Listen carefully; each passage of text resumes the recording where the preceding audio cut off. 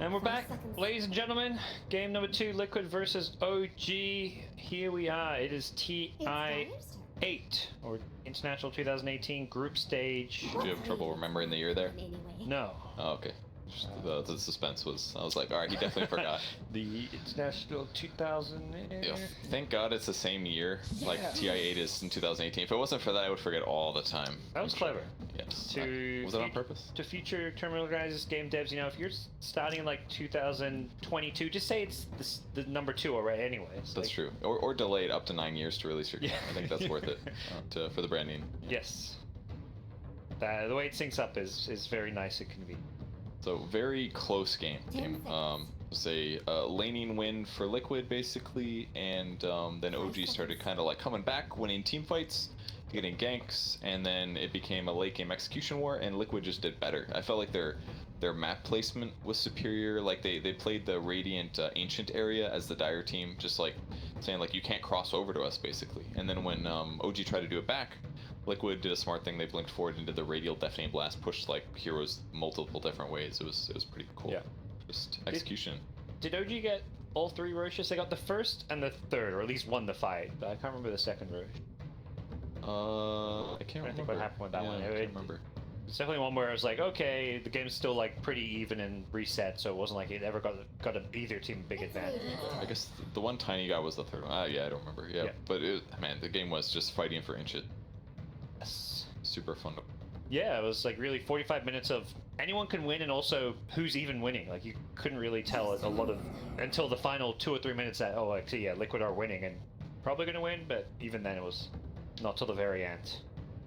So game 2, what kind of lessons do you feel like the teams take away from that? Do you, draft-wise, strategy-wise, do you think we'll even see changes? I mean, I'm sure that laning stage they're going to be a little bit careful, more careful. The Ana basically beating Mutambaman on the Ursa, and then Ursa getting killed and TPing back. That was super impactful because it led to like 2 or 3 kills afterwards. Plenty of regen from Mutambaman.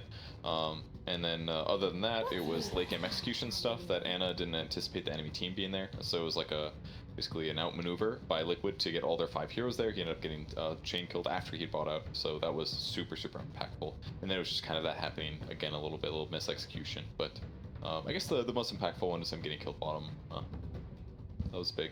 But it feels like one of those things where you talk about is like small late game mistakes, maybe watch the replay a little bit. I don't know if that's in the rules or not, and then just go forward game 2. Yeah. I imagine for like some of the veteran players in OG, like Notel and Seb, between games is maybe just trying to settle Ana down, because he's a guy, we saw it on the past OG, particularly like some of the true side stuff was a lot of those teams, you know, they're trying to empower Ana, they're the guy they play around, his mindset is very important, so you often see them trying to, you know, reinforce him and get him in a good mental shape going into a game. And after a game like that where he died like 9 times in the first 17 minutes, you probably need to do a bit of that. Yeah, he did bad at the laning stage, he did amazing in the mid game, and then he did right at the end, he made a couple of weak plays, but still, he's still one of the best players in the world, that's safe to say, and very, very often shows and shines in a big way. So another thing I was thinking, Earthshaker Ags, that felt a little...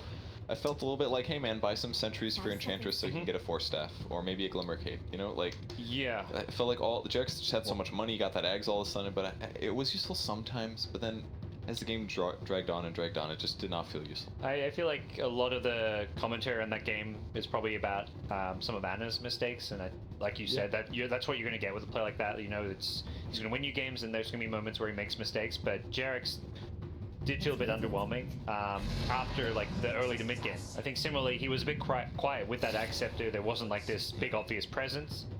Something like a Lotus Orb against Bloodseeker may have done more. Yeah, maybe Liquid just controlled the enemy heroes a lot better. I mean, when you initiate like that, and a lot of OG's heroes are really squishy, so maybe it just was easier for them to take fights, rupture the right guy. If you rupture Earthshaker, his game's over, or his fight's over, you know? Which is what they did late game. Anyways, similar drafts. So in fact, it's the same heroes right off the bat. Bloodseeker was not the first 2 picked last time. What was it, Nyx Chen, I believe, right? Yeah, that sounds right. Yeah, so they like, look, the Chen... I mean, we're talking about some of the OG shortcomings. I think Chen was a hero that didn't feel amazing on Liquid's side. Definitely, obviously, Kuro, I think, did the most he could with the hero, but playing Chen from kind of behind, or at least when you're on this, like, even footing where you're not pushing towers, taking Roche, you don't feel good about it. Yeah, absolutely. But there will still be a Chen in the game. It's going to be an OG side. did feel like No-Tail accomplished a lot on his Enchantress. I felt like he was always in fights. He definitely made it hard for his opponents to do stuff, but he just didn't scale as much. Didn't ever get BKB, didn't get a 4-stat, didn't get items. He played this hero quite a bit in the European qualifiers, right? No, not at all, okay. actually. They were spamming, he was playing a lot of Witch Doctor. I mean, they basically stopped their groups, then they won right through, basically. I think they lost one game in the finals against Wind and Rain. But it wasn't too difficult, so it's just a little different. I don't think Chen was played at the time, though.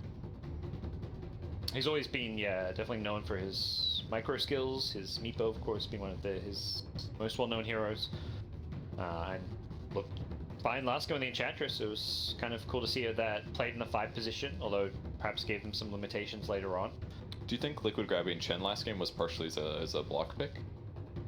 I didn't think it at the time. It looks really good now. Pugna Chen is like, oh, push towers, people. Because like we were talking about the Chen, like, oh, that's on the hero Liquid and pick again. It didn't look good for them. But I see this Chen for OG. I'm like, this actually, I really like the fact they picked Chen with Pugna, with their playstyle. It's also, I feel like, a good hero against Bloodseeker because when you rotate with creeps, Bloodseeker is very easy to gank.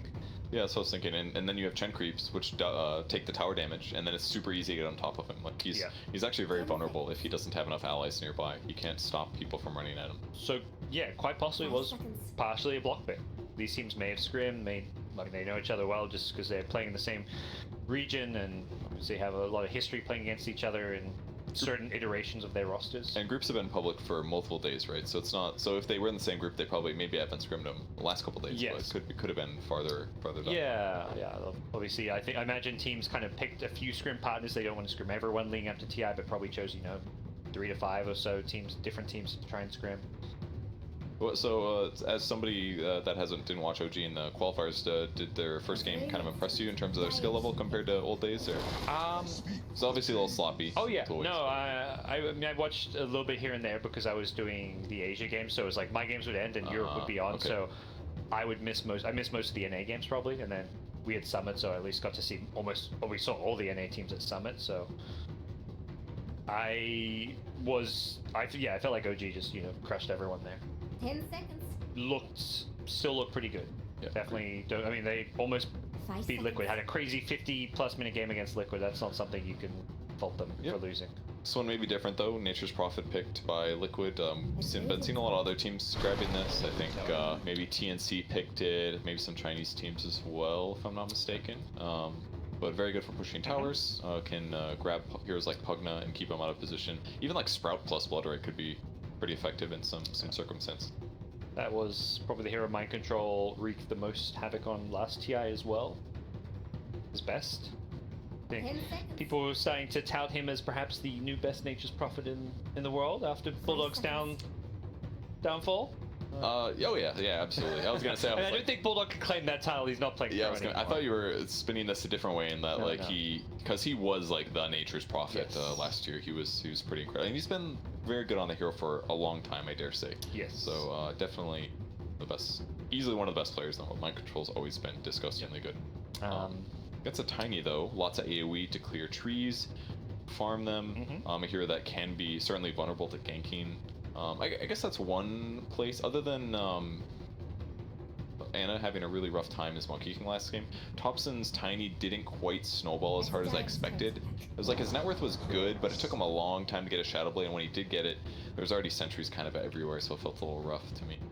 Lynx against Chen always being one of the kind of traditional counters to the hero, since you have free easy access creeps to Death Pact, but new Death Pact's kind of different. It has much longer duration, longer cooldown, so it's still similar in terms of overall uptime, but you don't have to spam it as much and have this like constant like, oh wait a second guys, I gotta go grab a creep, then I'll come back. It's like you grab a creep and then you're good to fight for a longer time. So because of that, he's not really as much of a direct counter to Chen.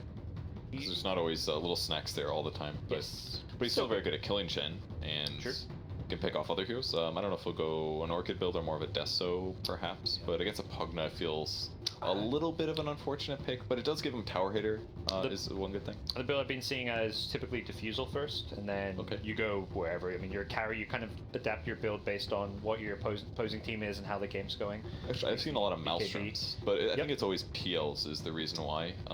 It seems like it's always games that PLs are in, but grab that. A couple Monkey King bars. Builds all over the place. Yeah. imagine you almost we'll definitely see a BKB at some point, not the first item, but come out. Deso was kind of the classic go-to item for a long period of time. But this is a hero definitely coming into the group stage. I know a lot of people talking about, seeing it in pubs all over the place, and felt like teams were going to definitely be playing some Clinks. Now that's a pick that wasn't necessarily expecting. That's a throwback really for Jarek, so. It's true. It's not really the most popular hero right now, but in terms of chasing and gap close, he's really effective. You're chasing a Bloodseeker down, shards him off, snowballs chase him. Even like punch and stuff is pretty effective. And Clinks is similar to Bloodseeker in that he is very mobile. You need lockdown against this hero, and Tusk good against Clinks for the same reason. And you can also save people a lot in this game, actually. Like, Nyx goes on a guy, Snowball save him. Clinks Orchid's a guy, Snowball save him. There's a big Bloodseeker Bloodright, pull everybody in, wait till it explodes, and then jump out. So there's... defensively, Tusk can be really effective this game, if played correctly. Yeah. I like the hero a lot. Gives them a way to kind of secure their lanes a bit. Use that Ice Shots block trick to kind of pull the off-lane a bit back, and could see, you know, OG run Pugnant any either mid or off-lane. Tiny can go safe lane or mid. Seems that Liquid are expecting it mid with the Troll Ban, one of Anna's heroes that he played quite a bit of back in the day. Who played Troll a lot? Anna? At least here or there. I mean, I remember they won because Kiev with it. Yeah, because of winning Kiev. Like, it wasn't a signature. That's for sure. Yeah, I remember that pick was a bit undone at the time. I think you're right. It's not really an Anna hero. It's just he had that one iconic game. Yeah, you win $1 million. Yeah, I think we'll give him the iconic for it. That's a fair response. Especially in a draft that seemed kind of hard for them to win. Good tournament. This tournament's good too, though. And OG's last pick is going to be a Morphling. So range cores against Clinks is oftentimes a little dangerous. So not completely sold, but he can also become Clinks himself and then be a better version of Clinks as Morphling. So that's kind of cool. Played this earlier today. Some of the other casts were telling me he got that, you know, allied morph ability with like an Invoker and some other heroes on his team. Like an Earthshaker. Earthshaker totem, yeah. I don't know how it works with Tiny Tree Grab. Can you grab a tree and then morph back? Yes, what happens? You get the bonus damage, yeah. Sick. Sounds great. I want to see some of that. Avatos, snowballs. I mean, Stealing Strafe is broken in a lot of ways. Yeah. Like it's all ranged attacks, all projectiles basically. Anything Clinks throws at you, you're gonna dodge. And that's just so good to have on a 15-second cooldown. Great ability. Also, for the viewers out there wondering, you know, what's going on? There's a lot of games going on. Both these teams had a draw earlier today. So OG, probably one of the rougher day one schedules, had to verse LGD and now Liquid.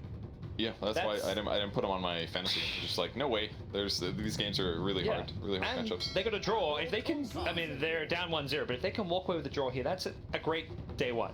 A couple of draws against the two best teams on paper in your group. Yeah, 2 of the 3 best. As for Liquid, they also got a draw. They drew surprisingly against Fnatic, almost lost both games actually. So in a group stage where everyone's getting these draws and very even, you know, you need to start getting some wins if you want to try and secure that upper bracket. It's been very few 2-0s, but I'm sure that as the meta is kind of all flooding together right now, that there will be a lot of unexpected upsets where people are just slightly off on things. And especially as like first day of group stage is done and coaches start coming in and saying like, this is what's been really good today. I think that's where things really change a lot. So day one is always a little bit sloppy in the first place. It's going to be core Kunkka. What are we looking at? Kuro's picked up Clinks? There's going to be some swaps, or is this some EG troll right here? Yeah, they saw EG. They're like, Kuro's like, fly, bro. You wouldn't play Clinks. Watch me do it. I mean, it's not uncommon for Liquid to do something like this, where Miracle's like, I feel like playing support guys. You know. The second I saw the Kunkka, I'm like, Kunkka Nyx support duo. That sounds bad, and I almost feel like the Kunkka is Miracle's hero. He's been playing it in pubs quite a bit. Is Clinks a support a thing? Sure. I mean, you could zone a hero with Searing Arrows, but that hero cannot play as a support. I refuse to believe that, Purge. Until I see. What if you buy? I have no idea how you transition. Laning stage, you can do support things, zone heroes, stuff like that. Yeah. Totally. But yeah, once you hit like mid game, there's. I was just expecting Kuro to pick up the Prophet and play that 5 position. Is that what Matu's doing? It may be. Who knows what we're in for? These teams are, you know, basically saying, you know, this group stage, yeah, let's try some new stuff. So did they?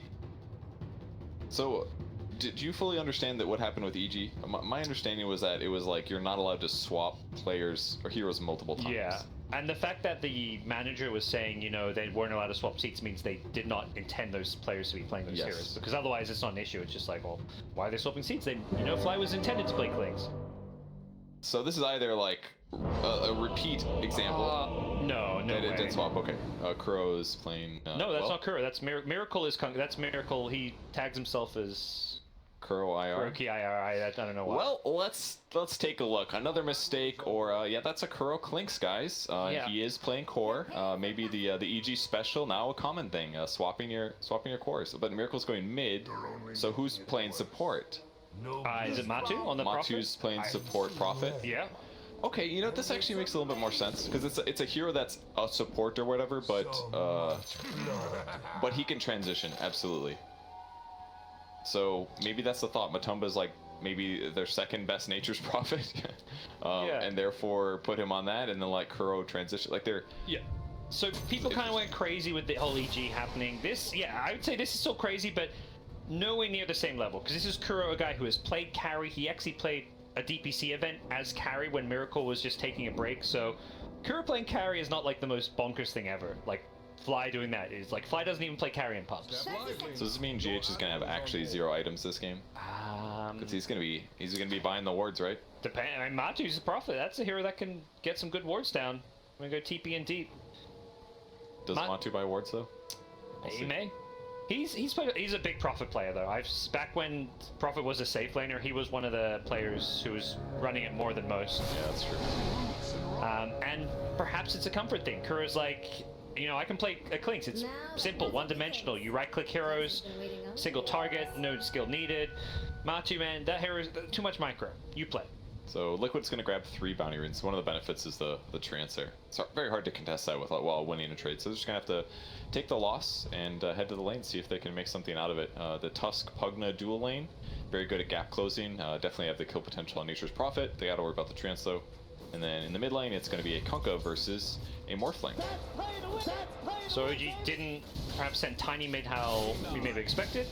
And it's going to be not Anna on Morphling, but Thompson this time around. Yeah. A little different here. Yep. Switching up. Tweaks all over the place. I mean, he's blowing Kunkka up in the mid lane. That's a whole style of already gone. Kunkka did make him miss every single last hit as well, though, at the same time. So we'll see if Kunkka can do any better under his tower. Gets one with a deny, gets a second as well. So Miracle will salve and tango, but at least has a slight CS advantage. Interesting lane so far. Buck on the top lane, it's a Bloodseeker plus Nyx Assassin up against a Chen and a Tiny. He does end up going for the Penitence, just trying to harass Bloodseeker. I think that makes more sense, because Bloodseeker is one of those heroes that, if he gets off to a really good start, he kind of gets out of control. So, I mean, focus on zoning him as much as you can. I like what Jerix is doing, you know, this 5-position Prophet with Blightstone and Treants, you can't really lane against him, so you're going to pull waves. Taking a lot of damage. Good body block so far. They may actually kill Seb here if he's not careful. Okay. Very high damage. Yeah. Often you see Clinks go to lane with the Blightstone. This time around, you know, his buddy's got one, which means he can get a couple more slippers, double slippers, and he's feeling pretty good about himself. Man, this Prophet support thing just gave them this weird laning advantage where they just can't deal with the trees very well. It's gonna be a while till they can. They might be able to catch Kuro though. Snowball coming in. Lands a disable, but not able to bring Seb with him, a little bit too far away, so he could have still gone invis, I guess, but forcing this. Don't know if he wants. Nice. He doesn't want a level skeleton wall. Absolutely. A lot of these Clinks we're seeing going like 2-2-0 build, he's using the strafe as a defensive tool. So not able to get advantage there. Jerix is trying to outlast hit the pull in the meantime. Mid lane, it's a 9-1 versus 7-3 Morphling, so pretty even. Yep. Morph is about to get a wave under his tower, so it's actually is even. Thompson has got Miracle fairly low, but as vice versa, Miracle has Thompson low, and that's great for the Bloodseeker. This low HP hero mid is giving him some extra damage and movement speed. Gonna be bottom though, where Matu does get brought down. Didn't catch that one. They got a big kill. Clarity Potion pop for Jerix as well, so this barely costs them in the slightest. It's a nice opening for them. It's one of those early kills, and I think at the same time doesn't really hurt Matu that much. He's a 5 position. He's gonna just TP right back in. Queuing up the phase boots. He knows he wants to be a core. Yeah. He's playing 1. It's just he's not there yet. That's all. Just don't now. You just don't have supports in your team. Thompson might be in trouble mid here. He's gonna take some damage. They'll start the morph. Fairy Fire as well. Miracle punishing the fact that he even gets greedy, going for a couple extra last hits here. As Morphling gets his bottle up, but doesn't have that full agi efficiency to use these bottle charges you often want to have. Yeah, He's going agi now. He's like, there's a rune down here, and he won't get it though because the trees will deny it. Caught it. Nice. Just kidding. No. Way off. Skeleton Walk, good ability sometimes. Do they have dust? Nope. And that one was just an ice shard too. That must have been a pretty big mistake by Kuro. Maybe one of those things that doesn't happen if you play Boromorph then. Blood right following the Impale. Will silence up Anna, but here's a Centaur Conqueror with a stun. He needs to find a hero to use it on. Will hit Mind Control, but not sure they've got the damage here with the tree grab wearing out. Gets a single point in the toss here, but he still needs to find Mind Control, who pretty damn fast and chewing his way in the trees for a TP. Anna has an avalanche. Guesses wrong though. Even using a scan there, but realize his folly shortly after. It's gonna be very close. Blast will kill him at least, so they'll trade here. But better for Team Liquid on the Radiant side here. Yep. A lot of fighting going on so far. Scenario you're pretty happy about as a Bloodseeker, but only 1 point in the thirst. You could see even when a couple, like there was a hero mid on 10% health, he actually didn't have that much damage or movement speed. Yeah, the nerf really making a big difference recently. 7% level 1, used to be like 16. They're gonna chase Tiny a little bit, but almost no way to follow up here. Much of anything else. Once again, Mutambaman's been doing a great job checking rings. Finds a haste here. Hard kill to snag though. This might do it. There's the stun. Nope, not enough damage. Here comes Prophet though. May not expect this one. Tops has gone full agi and Matu punishes it. You know, he's a Morph player himself. He knows what Morph wants to do there and punishes his greed. Will likely bring down Jerix as well. He's getting the sigil before he even kills off Jerix. That extra bit of gold going his way. Nicely played by Matu. Oh, they might be able to get a miracle though. He's got a stun. It's 9 seconds until the X sets. Blocking has been pretty effective, and yeah. Some great body blocks. His Morph comes in one of the last hit, I believe, but couldn't quite get there in time for it, although he did get the XP in top lane. Ended up getting a combo kill. So, and he was Blood Rage on Tiny as well. I don't know if he's expecting to pick up a kill there, or just trying to help his opponent a little bit, but... Well, nice thing about Shen, you send him back, and then he immediately TP's back to lane, because No-Tail's in trouble up top, but Tiny Anna's showing up. Is in a bit of a awkward position because he's alone against 3 heroes, so he doesn't actually have a way to get any kills out of this. I mean, at least they did lower the HP of Prophet though, so he's going to be semi-zoned here. Can't TP back, so a rare time where he feels like he doesn't get efficiency on the map. But either way, getting the kills is making all the difference here. Kuro kind of zoned from lane at this point. 19 last hits on him. At the very least, he's going to have to use a shrine, but definitely having some trouble. And Pugna's really paying for itself here in the offlane. We saw last game, even against some counters, Pugna had a very good time and pushed towers early with the team, so... Ojax picks up a DD in the mid lane. This could be dangerous here for Miracle. Yeah, Morphling's rotating in. It's got a salve and bottle charges, but yeah, as you said, Miracle should be able to use the Ghost Ship if needed. The stolen form here, Thompson. Oh, what a snowball dodge! Dodges the Ghost Ship, and now Thompson with the stolen Kunkka form is going to X-back Miracle, making sure they can kill him off here. Rotating in his Seb to help make sure they can get the kill on GH. Does get a Carapace out. It looks like GH should go down. Decrypt and a blast. Seb will get the last hit. As there was also some action up top. Chen and Nyx trading, no, Chen and Bloodseeker trading their lives. Not bad for them. And it does lose a lot of HP in this trade. He needs to send back. Low. Nature's Prophet's doing so much damage right now. He should be able to catch up, yeah, to one more hit. I think that's it. He's got a magic stick though. Oh, it's gonna be close. He gets it just barely away in the shrine. Can he get out of this one? Yes. Oh, Anna's gonna turn around. He Quelling Blades out of the Sprout, and Anna wants to bring down Matu. That's where Kuro goes down again, not having the best of times here. Anna, uh-oh. Round 2. It's such a topsy-turvy laning stage as he gets silenced, and this time there's no shrine to fall back from. He's like, where's my Chen? I need to send back, and No-Tail. Okay, it's gonna buy some time though. Oh, mind control, does he chase for this one? Doesn't look like he can, and No-Tail, he's can't TP out in time. Oh, the troll creep! He gets him! Oh, No-Tail is actually Oni with Mike right now. That was pretty sick. A buyback from Mutambaman. Where's he going? He wants to get the kill. On Tiny. He killed the Tiny with his with his ultimate. Okay. He bought back ultis and kills Tiny. That's 400 gold. Wow. Bloodseeker gave the vision. He's able to do that. Okay.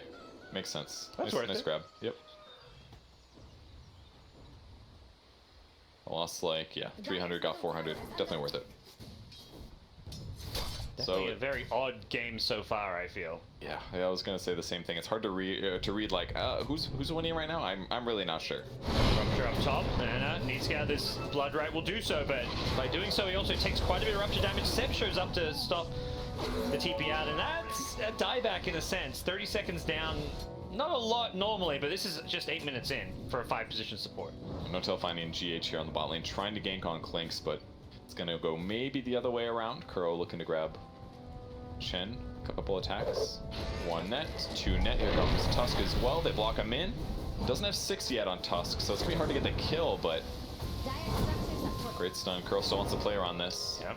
His Death Pact is actually worn off. He's lost that bonus health, so... They just don't do damage though. Say these two supports and Nature's Prophet, he does do damage. He drops an ultimate to bring him down as Chen drops and he's looking for Jerix as well. Does have a snowball. Get to a creep wave here, but unfortunately can't really TP out with GH hunting him down with the Impale. That was a hard one. Is the Impale, does he Now he go for TPs? TP? Okay, Yeah. that was still wrong. I'm surprised he TP'd first on there.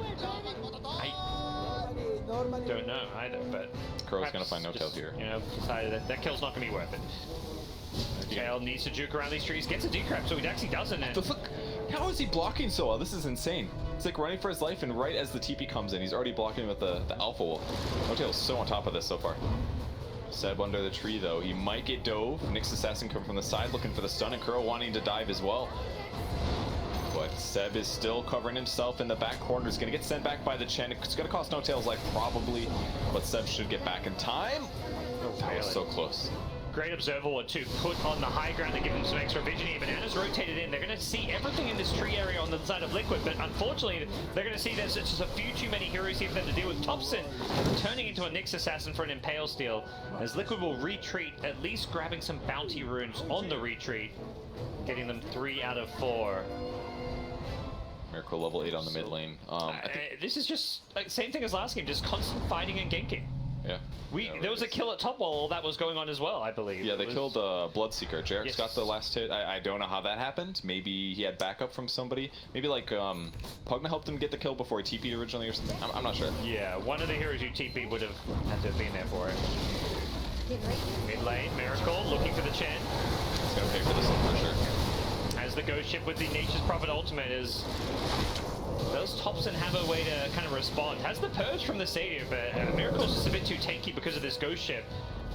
The Coco's Run will be wearing off soon, which means I think Thompson knows he can keep on chasing for this kill, and Miracle is about to start taking some damage. Pushes him back with the stun, the life dream of and Thompson just in time starts morphing back to strength, gets impaled though, and has overcommitted a bit too much for this kill, and Seb may be feeling the same thing as well. Nyx Assassin hunting him, no Carapace means Seb is okay for now. Trying to just juke and jive his way out of this one. GH with the blocks, gets the Vendetta hit, and that'll be a kill here. Anna's now showing up. Just constant aggression coming out from both sides. No player resorting to farming here. Jerix shows up now with a dust as well. He wants to bring down Kuro.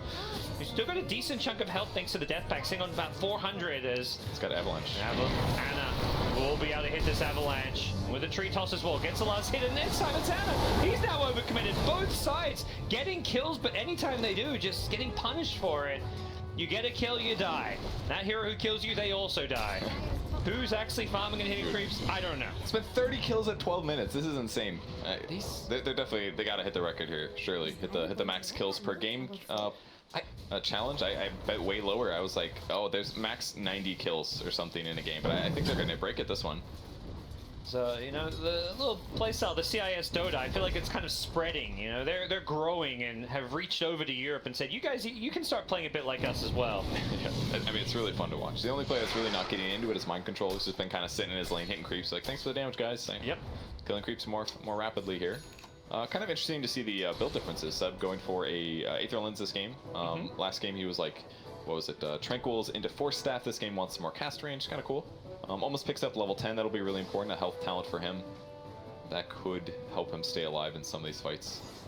No Tail hitting 6 could be really impactful as well, but so far his creep micro has been fantastic. Any big items for the Radiant team though?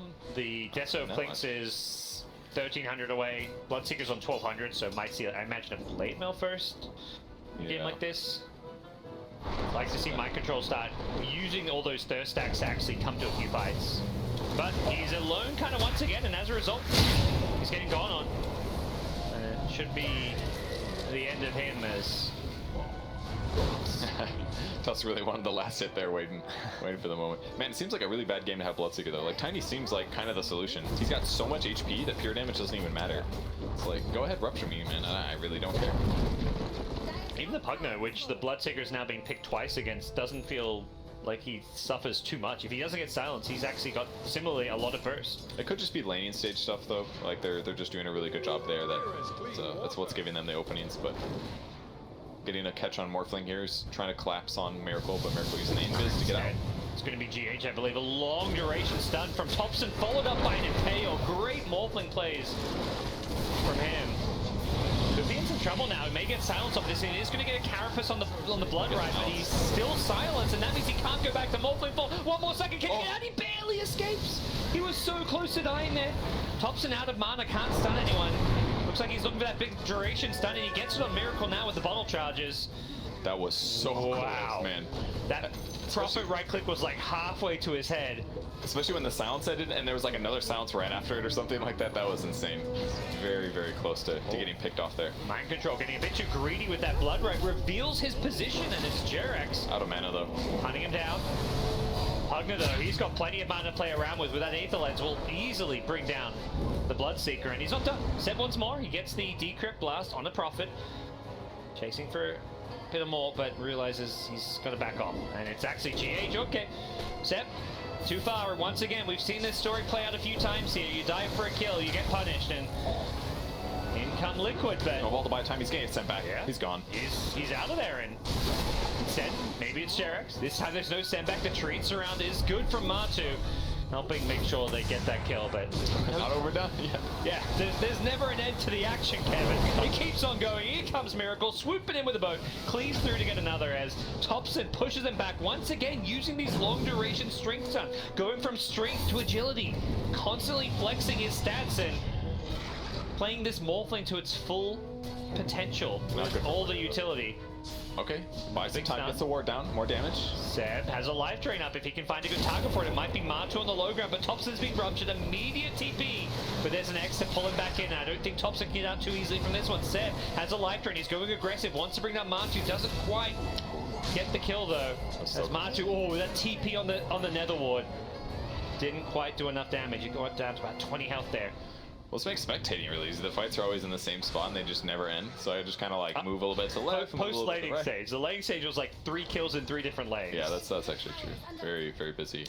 Crazy close fights constantly. Yeah, this is same kind of story as game 1 in a lot of ways. For those of you who missed it, just this active, constant fighting. A lot of kills going back and forth. Neither team pulling very far ahead. I mean, we got another 10 kills in actually like 5 minutes is what just happened. Yep. Or 4 minutes. It's crazy.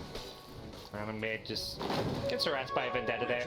There was a ward planted by the Prophet, but his TP got scouted, so that'll be dewarded very quickly, I can only imagine. Matu, though, Dire Vision, it's kind of in unexpected places. These 2 Dire wards up top are very defensive. Yeah. But I mean, a situation like that, it pays off. It scouts out the Radiant ward, they immediately deward and they kill the Prophet, so why not? I mean, and their lineup is more defensive. They're against the Clinks. I think it makes a lot of sense. This game's paying off. Yeah, and it's against the Clinks, you put these sentries with the Observer wards. Both Observer wards are accompanied by these sentries, so you scout that Clinks anytime he's moving around in that skeleton walk.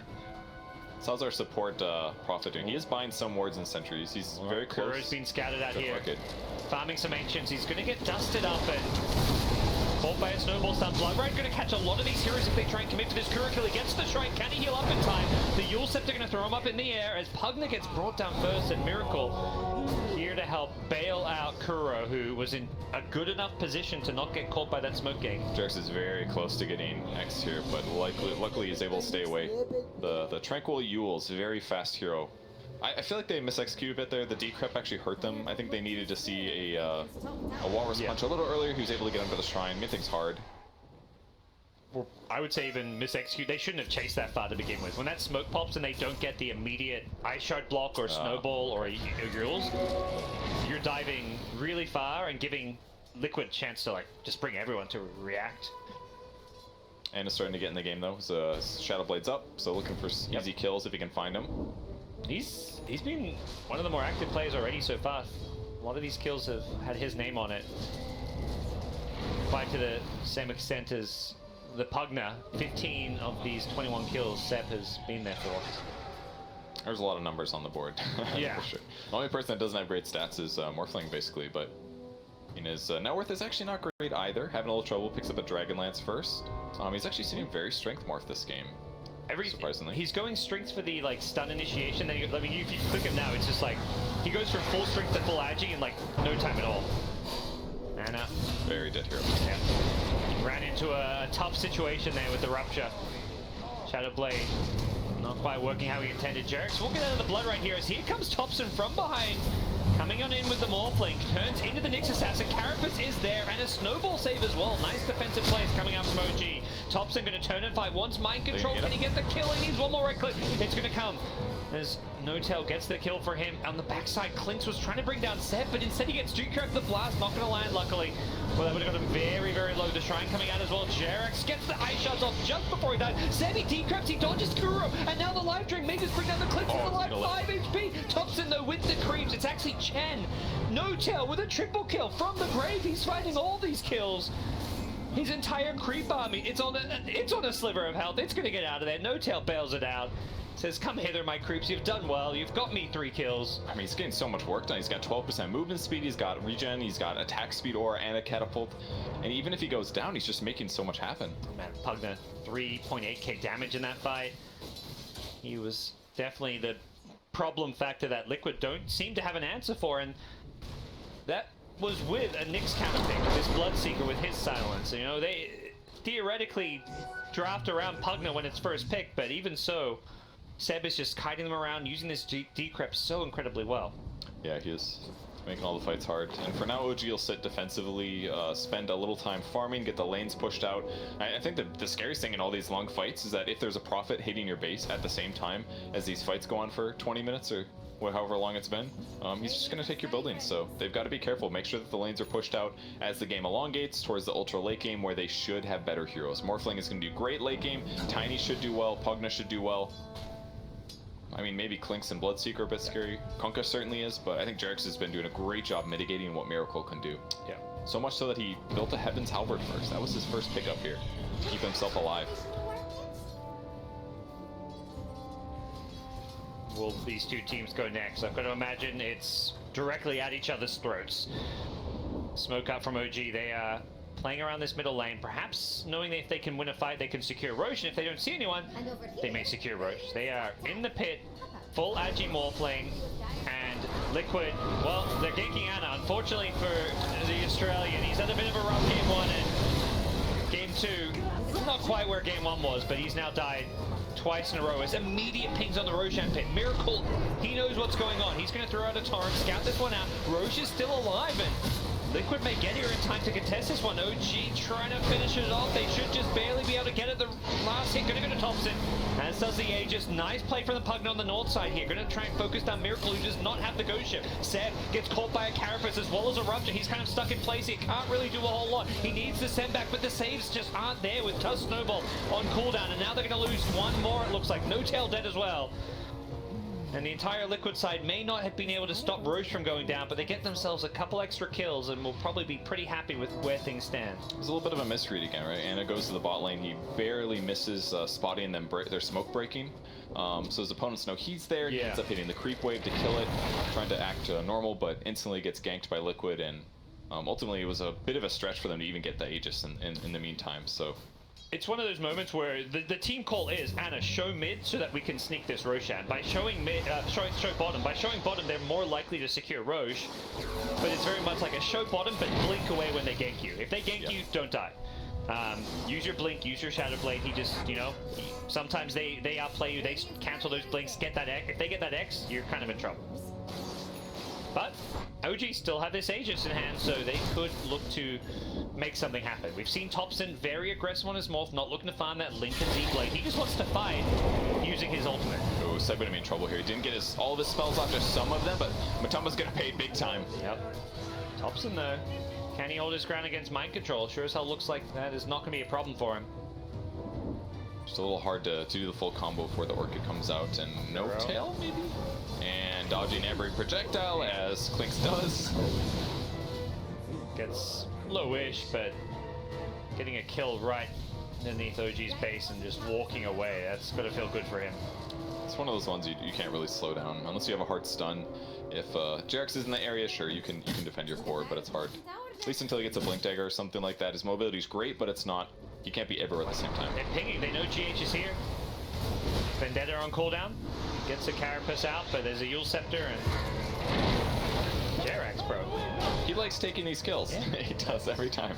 Well, to the fantasy players out there with Jarex in their team, you know, be a bit happy. He's trying to help you. How's he doing right now? He's sitting at a 11, number 2 on the board. Very good. Okay. Mutambaman, the support, Nature's Prophet, those currently wards, sitting man. 1. People with those Matu cards with Obs wards place, you think, oh, it's a good. You've got like that gold with Obs on there. You're really happy right now. Thompson going to take some damage as the Morphing, or as the Bloodseeker. It's like, is he really taking damage if he gets to just morph out of there? And yeah, he's full health, so it's amazing. Kind of gives you this pseudo extra life if you can take damage in your alternate form and then just morph back. But silence, of course, the one thing you have to worry about. But he's going Manta style as his first major item, which I like a lot against the Blood Right. Yeah, definitely kind of interesting. Did you see what he did there? He did the hero chat lines of Bloodseeker, and then in response, Mind Control gave him the same ones back. That's pretty good. Oh, nice. I didn't know you could do that on Morphling. I had no idea as well. So trying to take the tier 1 tower on the top lane, definitely a worthy place to spend some time. Nature's Prophet getting picked off by Ana. That's something that I kind of expected to see a little more. Yeah. Very easy to kill that hero, especially when he goes Phase Boots, Orchid. His raw HP is very low, so if he ever finds him slow, or low, it should, or solo, it's easy. He gets the kill and immediately going a bit greedy for a bounty rune. Will get punished.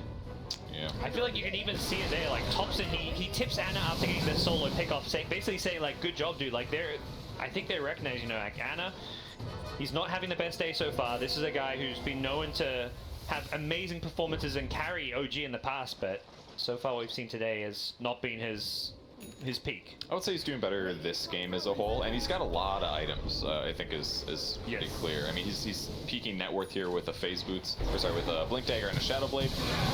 So as long as he keeps buying more carry items, and in the meantime, Jarex is also just hitting creeps constantly. So it's almost got his Blink Dagger finish. He does have his Blink Dagger finish. So it feels like the heroes that need them have the items that they're gonna want to take good team fights. And it feels like on Liquid side, they're still kind of catching up here. Miracle just finishing Blink Dagger, queuing up a Daedalus now, but he's got a long way to go. I think he's got a Crystallis on the courier at least, but I mean, it's gonna be a while till he does a lot of damage. Yeah, absolutely. Was a recent BKB on Kuro. We'll see if he finds openings to play around this. Often a timing for carries that suddenly changes the game. If you can start taking Roshan, taking towers, but Liquid, despite it, seem content to just keep on playing in their jungle and playing more of a farming game. A great X there by Miracle to pull himself back, but the Yule's on Jarex. Is it going to be enough? Probably not. It's got to last for a whole 8 seconds or something like that, so... Although the X did get cancelled. I'm not sure. Oh, you know what? We literally experienced this bug 3 days ago, testing, making a clip. If you X somebody, and then he X's himself, when the first X goes through, the second X actually doesn't pull them back, I believe. Okay. So that's why he didn't go back there. But if Thompson catches him there, for example, I don't think you can counter X with X all the time. Oh, I see what you mean. Oh, yeah. You can do it with, like, if you get Glimpse, you can X yourself to send yourself back, but if it's 2 X's, the mechanics actually don't function. So we'll see if you figures that out. Very lucky that I happened to encounter that scenario trying to make a video 3 days ago. Kunkka X's himself to run into, like, cleave down a wave, and the Morphling steals the form to try and X him back. It actually may not work. It depends on who goes first. If you X him and then instantly X again, like offensively while he's about to defensively X himself, then I think the defensive one would not trigger correctly. Okay. Another find on Ana here. Gonna pick up the Prophet. That is just by far the hardest thing, trying to catch up like this. Yes, and this is definitely a fun hero to be hunting down if you're a tiny.